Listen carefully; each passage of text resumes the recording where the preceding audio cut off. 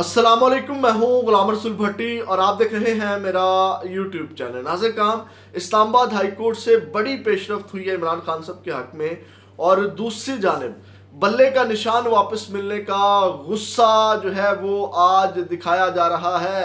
और किस तरह जो पेशावर हाई कोर्ट के ऊपर आज हमला किया गया है और तहरीक इंसाफ के सीनियर रहनुमा को भी तशद्दुद का निशाना बनाया गया है, ये क्या मामला है, इसकी तफसीलात भी मैंने आपके सामने रखनी है। और दूसरी जानिब बल्ले का निशान के हवाले से इलेक्शन कमीशन ने भी जो अपने तासुब का खुल करके इजहार कर दिया है। मैंने पहले भी आपको बताया था और एक बार फिर जो है वो इलेक्शन कमीशन किस तरह पार्टी बनकर के तहरीक इंसाफ के खिलाफ खड़ा हुआ, इस हवाले से मैंने आपको अपडेट करना है। लेकिन तफसीलात में जाने से पहले हमेशा की तरह आपसे दरख्वास्त, चैनल को सब्सक्राइब कर दीजिएगा, बेल के आइकन को प्रेस कर दीजिएगा ताकि हर वीडियो का नोटिफिकेशन आपको मिल सके, और वीडियो को लाइक ज़रूर कर दीजिएगा। आपके लाइक्स और कमेंट्स इस चीज़ की बहुत बड़ी मदद है, क्योंकि छोटा चैनल है, इसको रिपोर्ट किया जाता है, तो आपके लाइक्स और कमेंट्स उस असर को ज़ायल कर देते हैं, तो ये बहुत बड़ी मदद है इस चीज़ के लिए। नाज़िर काम, खबरों की तफसीलात की तरफ चलते हैं। सबसे पहले मेन मौज़ूआत की जानिब बढ़ने से पहले मैं आपको बता दूं कि पाकिस्तान मुस्लिम लीग नून ने टिकटों का ऐलान कर दिया है। कौमी और सूबाई असम्बली के टिकट जो है उन्होंने जारी कर दिए, और इसमें उन्होंने कुछ ब्लंडर्स भी किए हैं। अपने कुछ रहनुमाओं को उन्होंने टिकट जो है वो नहीं दिए, जैसा कि दानियाल अजीज़ को टिकट नहीं दिए, तो दानियाल अजीज़ जो है वो पाकिस्तान मुस्लिम लीग नून के ख़िलाफ़ आज़ाद हैसियत में उन्होंने ऐलान कर दिया कि वो इलेक्शन लड़ेंगे, वो और उनकी अहलिया। अब इनको टिकट क्यों नहीं दिया गया, वजह ये आपको पता है कि एहसन इकबाल के खिलाफ उन्होंने कोई बयानबाजी की थी, और ये भी कहा जा रहा है कि पाकिस्तान मुस्लिम लीग नून का जो बयानिया है उसको भी उन्होंने डैमेज किया, यानी कि महंगाई के ऊपर उन्होंने बात की, ये जो 1.5 साल इन्होंने महंगाई की और उस वजह से भी उनको महरूम कर दिया गया। दूसरी जानिब उनके एक और रहनुमा है जाफ़र इकबाल, उनको भी उन्होंने जो है वो टिकट नहीं दिया। उनको उनकी जगह जो है वो किसी हाजिर सर्विसेज जो 4 स्टार जर्नल हैं उनके किसी अजीज़ को नवाजा गया है। और दूसरी जानब तलाल चौधरी के टिकट का अभी तक ऐलान नहीं हुआ। तीसरी जानब रावी हसन अयूब जो साफ़ी हैं उनको, मोहसिन अयूब, उनके भाई को टिकट नहीं दिया गया। इसी तरह नाज़िर काम, जो IPP के साथ सीट एडजस्टमेंट है, जहांगीर तरीन को लोधरा में कोई सीट एडजस्टमेंट नहीं की, उनको मुल्तान में फेंक दिया गया। जो फयाजुल हसन चौहान है, इसको कहते हैं गीला करके मारना, फयाजुल हसन चौहान के मुकाबले में अपना उम्मीदवार खड़ा कर दिया है। फरदौस शकवान के साथ कोई टिकट सीट एडजस्टमेंट नहीं की उन्होंने, और अलीम खान के साथ बड़ी मुश्किल उन्होंने लाहौर के अंदर सीट एडजस्टमेंट की है।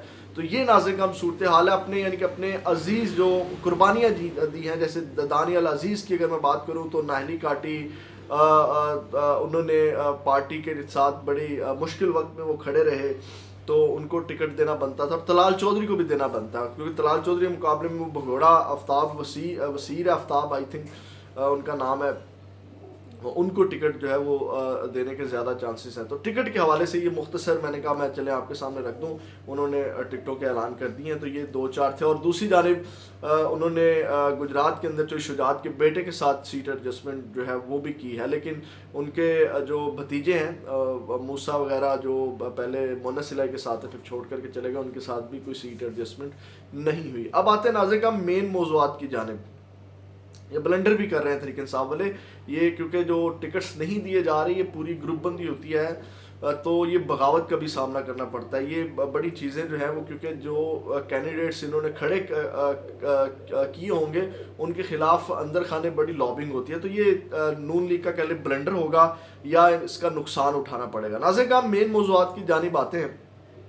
बल्ले के निशान के ऊपर भी बात मैं सबसे पहले कर लूँ।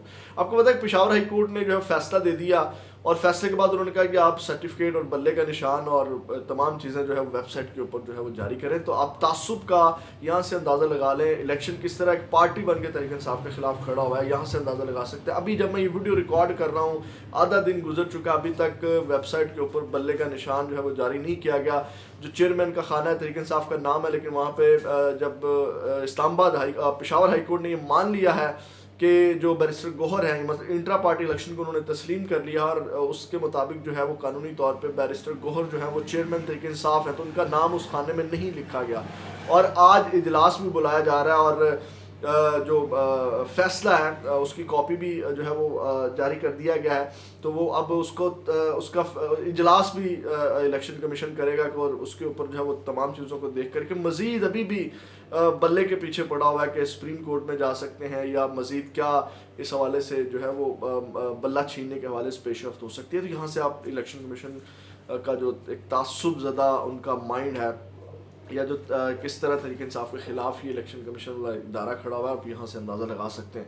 ناظرین کرام, جو اسلام آباد ہائی کورٹ سے پیش رفت ہوئی ہے سائفر کیس کے حوالے سے, بڑی اہم پیش رفت ہوئی ہے عمران خان صاحب کے حق میں. ان کو جو جج ابوالحسنات سائفر کیس کے جو جج ہیں, میں یہ کہوں گا کہ ضمیر والا جج, چلیں اچھے الفاظ کا یوز کر لیتے ہیں, ضمیر والا جج اگر ہوتا تو یقین کریں وہ اس کیس سے الگ ہو جاتا. جتنی بار جج صاحب کو یہ کی جو کاروائی ہے, جو سماعت ہے, اس کو کالعدم قرار دیا جائے. 3 دفعہ سائفر کیس کے سماعت جو ہے وہ کالعدم قرار دی جا چکی ہے, ایک بار سپریم کورٹ سے, 2 بار اسلام آباد ہائی کورٹ سے.